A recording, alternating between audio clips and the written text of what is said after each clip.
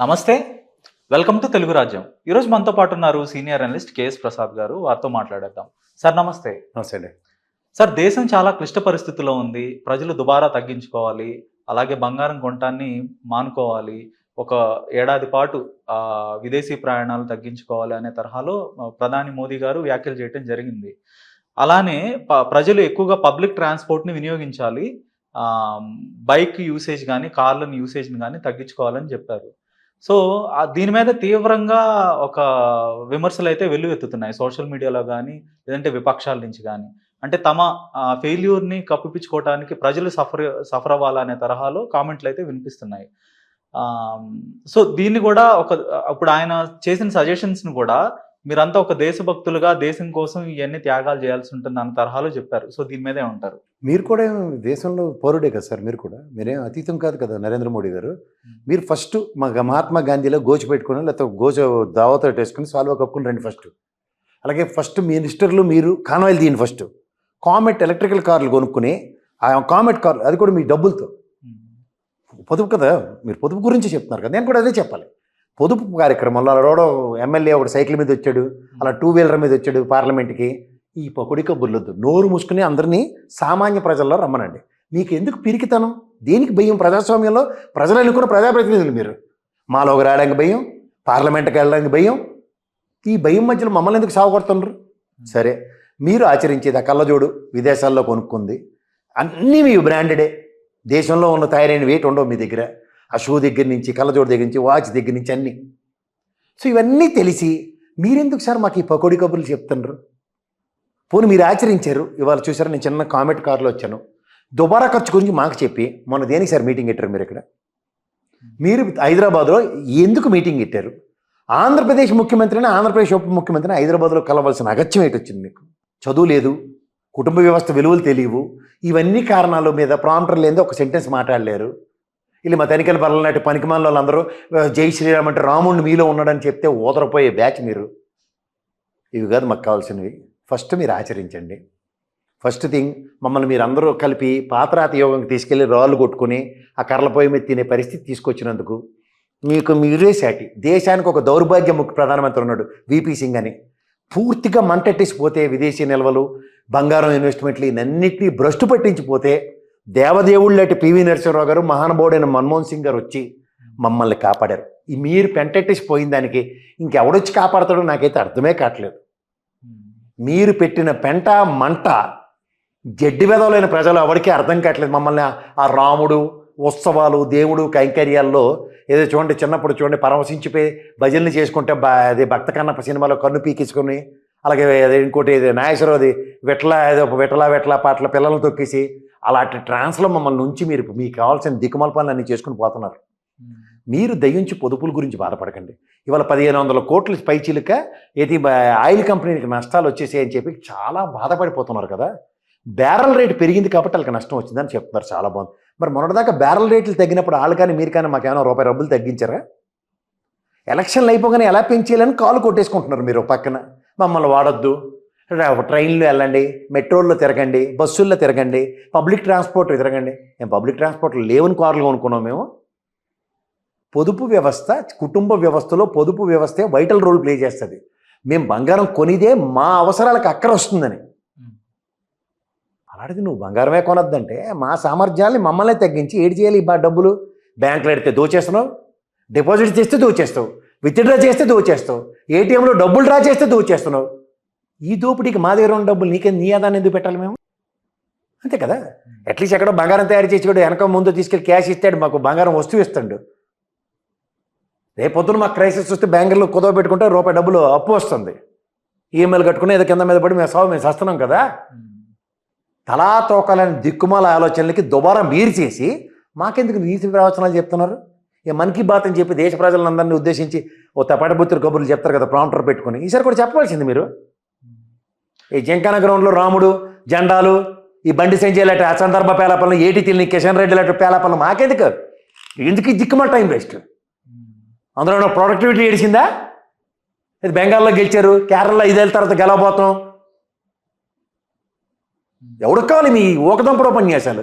అధికారంలో రాకముందు 2004 ముందు రూ. 40 ఉన్న రూపాయి విలువ డాలర్‌తో పోలిస్తే రూ. 57కి వెళ్ళింది వాళ్ళ అధికారంలో నుంచి దిగిపోయే వరకు.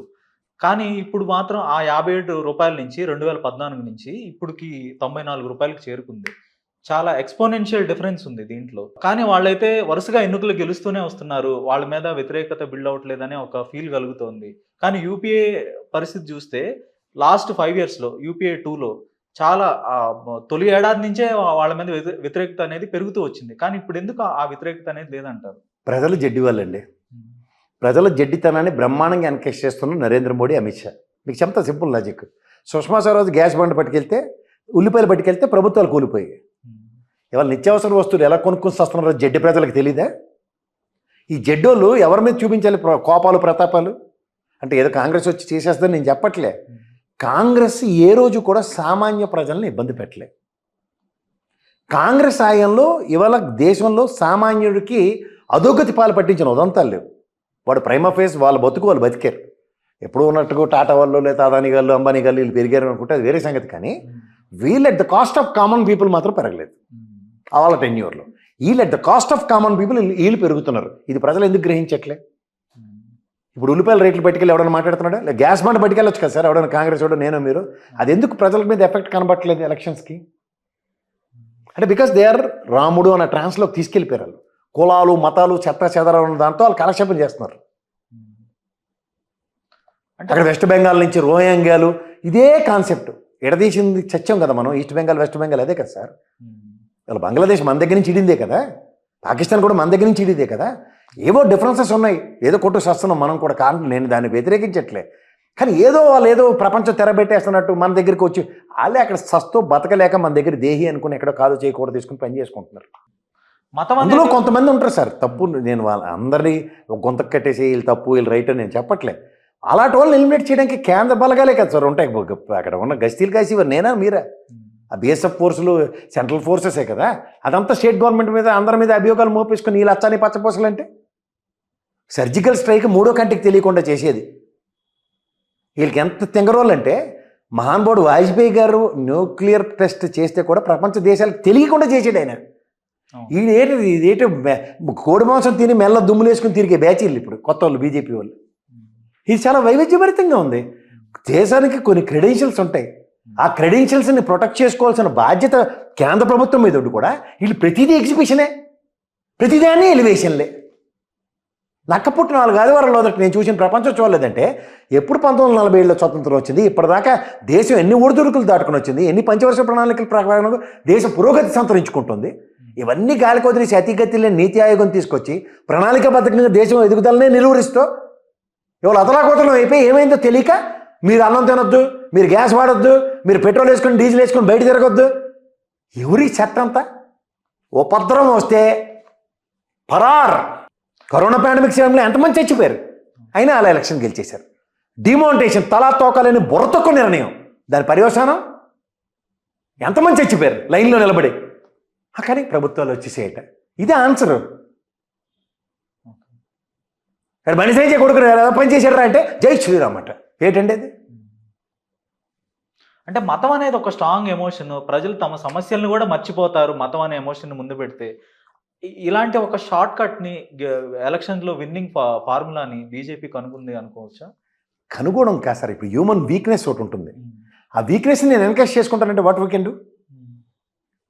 అంటే ప్రతిపక్షాల వద్ద ఉన్న విరుగుడేంటి? ప్రజలైతే సార్ ఒకటి ప్రజల్ని మీరు ఒకటే చెప్తాను సార్. ఇప్పుడు మనకి వీధుల్లోకి ఒకడు వస్తాడు, వచ్చి సార్ నేను తాంత్రిక విద్యలు నాకు తెలుసు, నేను మీకు ఒక గుప్త నిధులు దొరికిలే చేస్తాను, లేదంటే ఎదుటి వ్యక్తి మీకు నరఘోష ఉంది తీస్తాను, ఇవన్నీ చెప్తాడు. ఎందుకు సార్ చిలక జోస్యాలు చెప్పి వాళ్ళు కొండరాజులు ఎంతమంది తిరగట్లేదు దేశంలో? ఆఫీసులు కూడా పెట్టేశారు. ఇప్పుడు ఎంతమందికి వాళ్ళు అట్రాక్ట్ అవుతున్నారు చెప్పండి? అందులో కొండరాజుకి ఒకటి అట్రాక్ట్ అవుతాడు.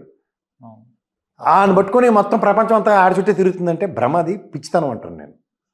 అలా ఈ ట్రాన్స్లో వీళ్ళు బతుకుతున్నారు. ఇది షార్ట్ కట్ అండి, ఇది చాలా షార్ట్ టర్మ్ ఉంటుంది. అంటే ఎక్కువ కాలం తర్వాత శాశ్వత పరిష్కారం ఉంటుంది. ఓకే, శాశ్వత నిర్మూలనే. ఓకే ఓకే, ప్రజలు కూడా అర్థం చేసుకుంటారంటారు. ఎందుకు చేసుకోరు సార్? ఇప్పుడు రోజు మంత్రాలకు చింతకాయలు కాలవు కదా. ఇప్పుడు ప్రతి ఒడికి ఎలా తయారైందంటే ప్రపంచం 10 రూపాయలు సంపాదించాలంటే ఎంత కష్టపడితే 10 రూపాయలు సంపాదిస్తున్నామో మనందరికీ తెలుసు. మీరు పొద్దున్న ఆఫీస్కి వస్తారు, ఓ 4 ఇంటర్వ్యూలు చేయాలి, ఎన్ని ఎడిటింగ్లు చేయాలి, కోఆర్డినేషన్ చేయాలి, జీతం అప్పుడు వస్తుంది కదా, ఉత్తిని వచ్చేస్తుంది మీకు చెప్పండి. కానీ మనకి మార్కెట్లో చూడండి, హోటల్లో అట్లా కూర్చొని రియల్ ఎస్టేట్ అలా అక్కడ ల్యాండ్ ఉంది, లిటిగేషన్ ఉంది, రేవంత్ రెడ్డితో డీల్ చేస్తే అయిపోద్ది, లేకపోతే బ్రదర్ తిరుపతి రెడ్డితో డీల్ అవుద్ది అని తిరిగే చెత్త బ్యాచ్ ఒకటి ఉంటుంది.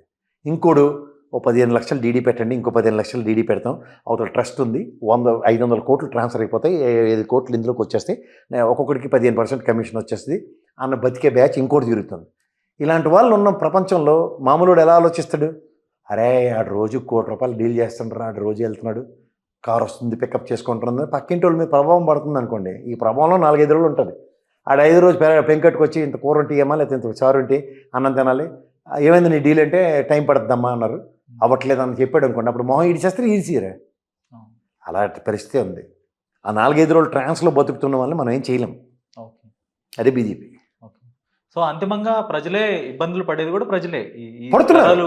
కానీ ఇబ్బందుల్ని ఓవర్కమ్ చేయడానికి మీరు చెప్పిన మాయతో, రాముడు అనే మాయతో వాళ్ళని కప్పిపూస్తున్నారు. కానీ మన వీధి చివరి రాముడు ఉన్నాడు, నేను హిందువుని, నేను రోజు పూజ చేసుకుంటాను, ఇలాంటి కాన్సెప్ట్స్ ఎక్కడ ప్రజల్లోకి పెనట్రేట్ అవ్వట్లే.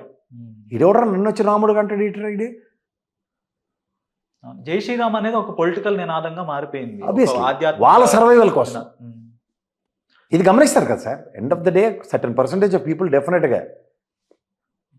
ఇప్పుడు మనకి హైదరాబాద్ లాంటి ప్రదేశంలో మనం అందరం ఉన్నాం.